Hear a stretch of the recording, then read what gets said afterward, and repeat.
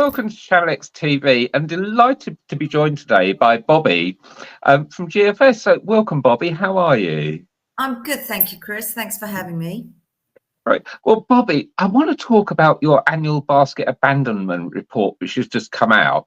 But before I do, can you do me a favour? I just want you to tell me honestly if I'm just a really grumpy old git or if I'm reasonable. We've just had the Easter break. Yeah. I had a pizza delivery note through my door, and I thought, you know what? I'm going to order a pizza, and they got this deal for $9.99. Yeah. And I went and selected a pizza. I put it in my basket, and then it's only when I went to check out they say it's £3.49 delivery, unless you spend over 30 quid. And I'm like, there's no way I'm going to spend over 30 quid. And for a pizza for a tenner, I'm not going to pay 35% delivery charge. So I just cancelled. I didn't even empty my basket. I just closed my browser. Am I just grumpy, or is this like a really bad experience? It's a bad experience, and that doesn't just apply to buying pizzas. It's what you've just described is the experience of any person that's looking to buy online, gets to the checkout and finds that the delivery options aren't there that they wanted or that they expected. So yeah, you dumped your pizza just like many people dump their baskets. Yeah, I do it when I'm shopping for product as well all the time. If I suddenly find there's a massive delivery charge, I don't mind if I know up front. If they actually said we got a deal for a pizza, it's £13.50, I'd have probably gone for it. It was just I was expecting to pay a tenner, and then they got hammered with the delivery charge. Look, before we go on, Chris, let me just jump on that point, because let me unpack a couple of points in the story you just told us. One is what you've described is lack of transparency. Had your expectations been managed at the beginning, you would have probably been a bit more tolerant of paying the delivery charge. So one is about the golden rule of managing customer expectations up front around delivery options and costs, so that they are not disappointed or surprised. The second thing is, it's not only about free. You expected a free delivery at that point, but we always say the golden rule is free should be one of the mix of options that you always offer your customers, because every situation is different. And in many situations, and the research proves this point, there are big chunks of your customers that are willing to pay for a premium service. So if you're not offering them things like next day, nominated day, Saturday morning, etc., then you could potentially be missing out on those purchases. So it's not just about free. Free should be one of the options. It's about breadth of choice. You can cover all the different requirements and grumpy customers that you might have. You're talking about me again there. No. But let's talk about your annual basket abandonment report, which is now in its third year. Why is this report so important for e-commerce businesses? I mean, don't we all know this stuff now about offering free delivery, offering choice, not having surprises at the basket? Why is the report so important? Couple of reasons. One is that it's the only report in the industry that year on year has been tracking consumer behaviours, online shopping habits and expectations, particularly around delivery, but also measuring and tracking how many times customers are likely to abandon a purchase because their expectations aren't met, and more importantly, putting a number on what it's costing the industry every year. So the report is important because it's continually tracking those behaviors, those insights, and putting a price on it, which we all know that delivery can be a problem and that it can be a driver for cart abandonment, but we've never actually put a number on it. So for the last 3 years, we've actually started putting a number on it and tracking it year on year. So that's really interesting. And I think the other thing that the report highlighted this year is for businesses to embrace adaptive commerce, especially with the volatile retail landscape we've got and hyper customer expectations. But what does adaptive commerce actually mean? Okay, so that's a good point. This year's report is slightly different is in that it takes a wider context, because there is so much going on out there in the retail landscape that retailers are facing right now. So we needed to take a broader view. So it still covers the piece around delivery, expectations, cart abandonment, all of that, but it's taken a broader picture, a broader look. So we read the papers every day. We know that retailers are being hit from every side, you know, in terms of rising costs, changing rules around tariffs and things like that, that just pull the rug out from underneath your feet. Disruption from things such as international competition, Shein, Temu. These are digital first companies that are growing really fast and taking big chunks of the market. So those are key disruptors. On top of that, we've got sustainability. That's becoming more and more urgent and important. And artificial intelligence, all these developments in technology. So retailers are being hit from all these different sides continuously. And at the same time, customer expectations are only getting sharper. So adaptive commerce is really a framework that helps businesses build the agility and the adaptability they need to be able to pivot and manage this continual change. And it rests on three pillars. It's the customer-facing pillar, so everything around personalization, meeting delivery expectations, keeping your customer happy, understanding what they need. So customer-facing adaptability. Operational adaptability, so that the business operation can function around and have this agility built into it, and the technical adaptability, which is in many cases is what enables all these things to happen. So in essence, it's about evolving your customer interactions, your technology, your processes, so that you are able as a business to respond rapidly to change. So this is really interesting.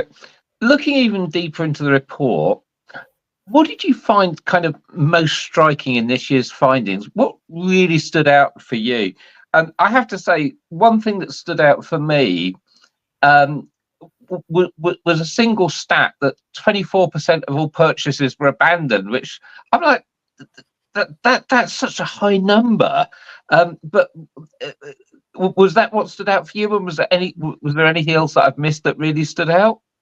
Actually, 24% of purchases, that stat is from last year's report. This year, it's 47%. Oh. Because this year, the main drivers, the number one driver for consumers. So when we surveyed, when Retail Economics surveyed over 2,000 consumers, UK consumers, online shoppers, and retailers, e-commerce retailers, what they found was that the number one reason for cart abandonment, where almost half of those interviewed said they have abandoned a purchase at the checkout due to delivery and or cost. So unsurprisingly, given the current, cost of living crisis, we're all feeling the pinch. It's not surprising that cost, as well as delivery options, choice of delivery convenience, etc., is right up there at the number one spot. So it's almost half of purchases are abandoned at the checkout because of delivery and or cost considerations. Yeah, but it's not the only stat that's important. What's important is that the calculation of what that's costing retailers potentially in lost sales. So meaning if somebody's come to your checkout and has abandoned that cart, they've taken that business to your competitor, but you've potentially lost that opportunity.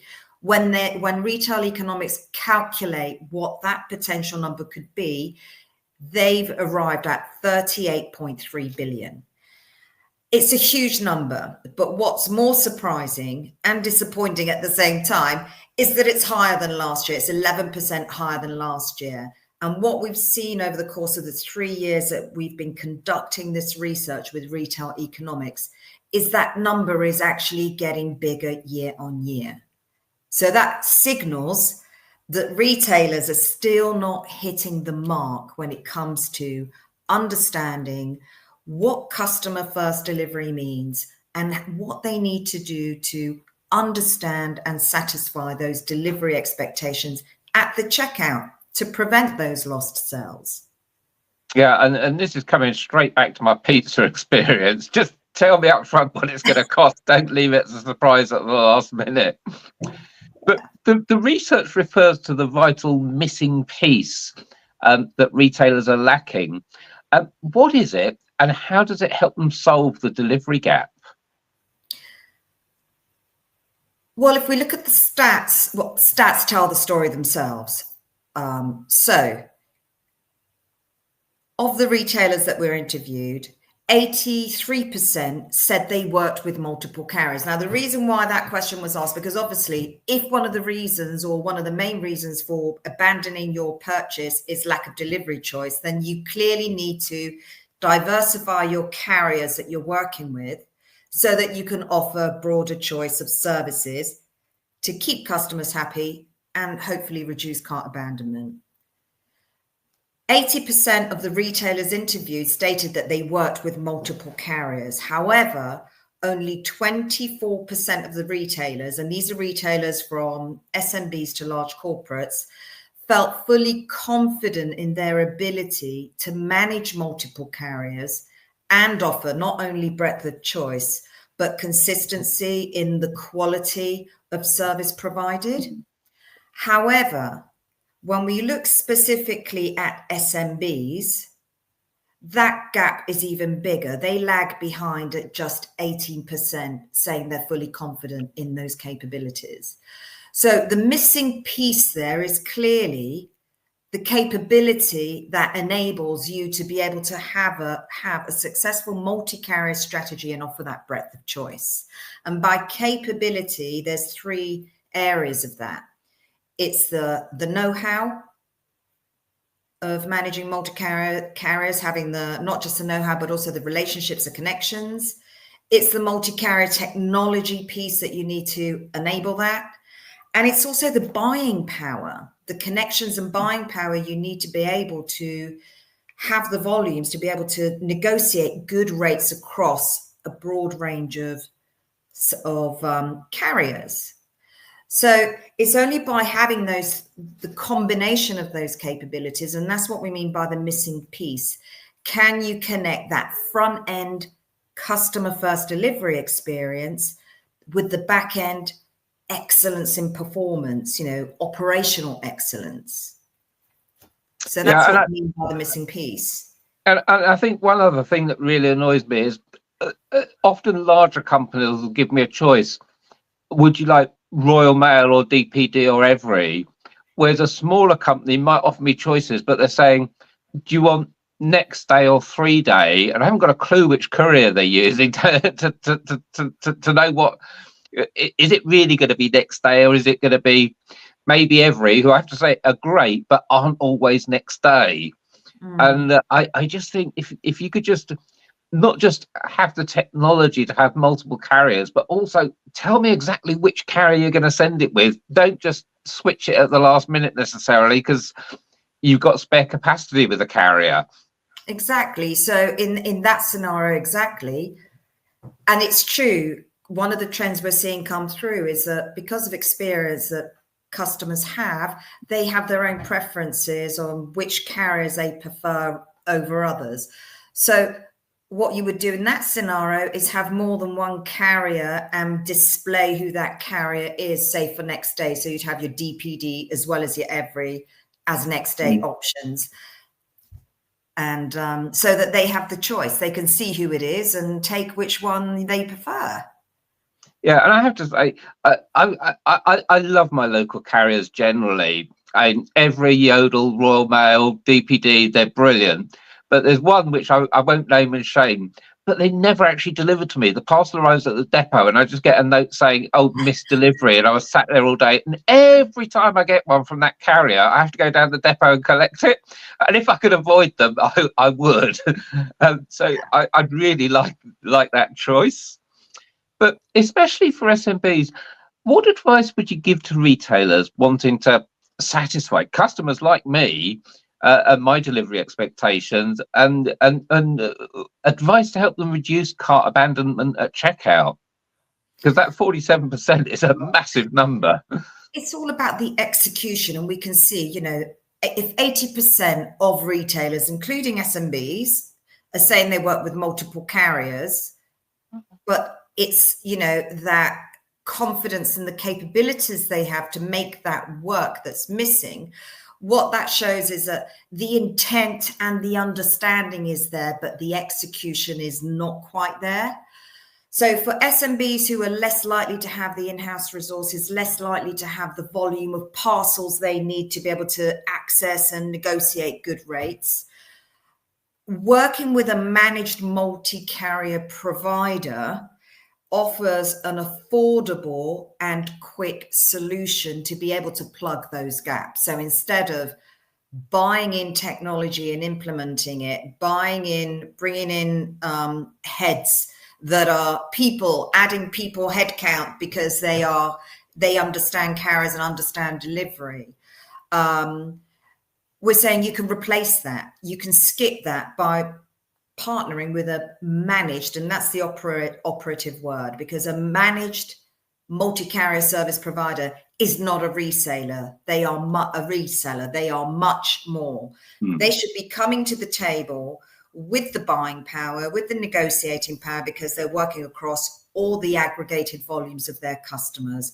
But they should also be including the vital multi-carrier technology required, as well as the know-how and expertise and understanding of your business, right? So that smaller businesses can plug that gap without having to invest those resources. It's all part of the service.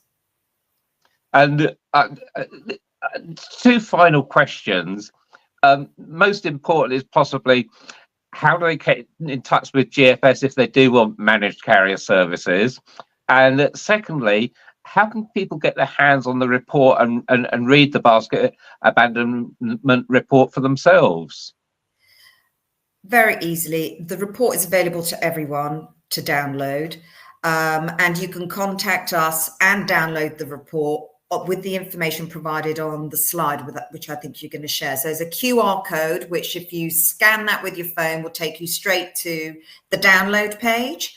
And once you're on the website, obviously you've got the contact us. So if you would like to have a conversation with us, then please do reach out. Yeah, and we'll get that QR code on the screen in a second. But Bobbie, thank you so much for your time today. Thank you, Chris, and thanks everyone.